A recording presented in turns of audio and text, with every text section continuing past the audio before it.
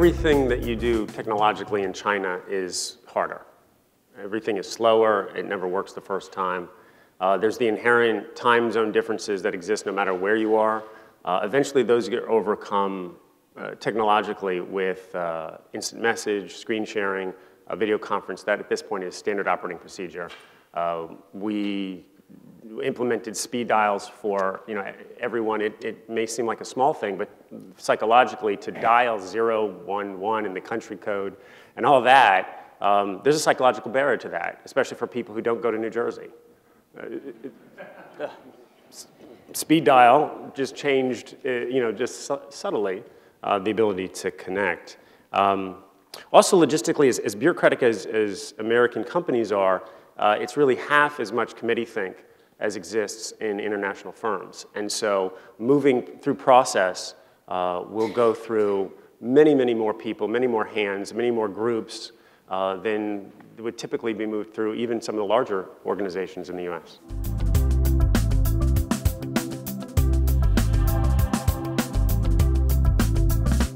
There are vastly different workers' rights. You simply cannot fire people in many countries. Employment contracts are very, very standard in many, many countries. Breaking those employment contracts are sacrilege, and let alone incredibly expensive. And it could take weeks or months to go through work council reviews for termination. So for us, we've tried very hard as if we're going to have staff there, it has to be very significant.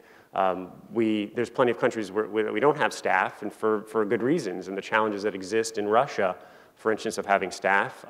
There's no probationary period for certain classes of people. And in the US, it's very much at will. You've got a 90-day, maybe a 6-month probationary period. If you're hiring Russians that are pregnant or have small children, there is no probation. There's nothing you can do to fire them. Also, work hours are very different. You just have to expect it that, if you're working with Latin America or Mexico, 2 hours of the day, nobody's in the office. In Scandinavia, in August, the country shuts down. There's no business being done. So risks that if you haven't prepared, if you haven't planned prior to Carnival in Trinidad and Tobago, there's nothing getting done that week, no matter what. And we have people in the Caribbean, and so these are real issues that affect production and affect change. So more planning has definitely been relevant, and also just how careful we are in who and where we will do our expansion. I think the biggest risk or challenge that I am facing is pretty similar. It's workforce, it's labor, it's labor laws, which are extremely, I believe, archaic in the UK. Fortunately, going to the UK from the US is not difficult for people who have American passports. So when I first opened, I sent people from here to kind of train the people there. And I've been able to maintain basically the same workforce. But yeah, there has been there has been some amount of employee turnover. And I think that's because of the distance between New York and London, and that I'm not able to be there as much as I'd like to.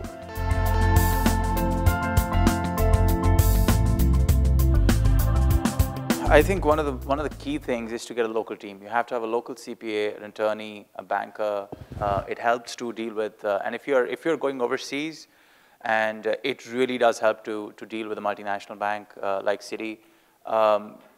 Walking into a nationalized bank in India and trying to set up an account is not going to be fun.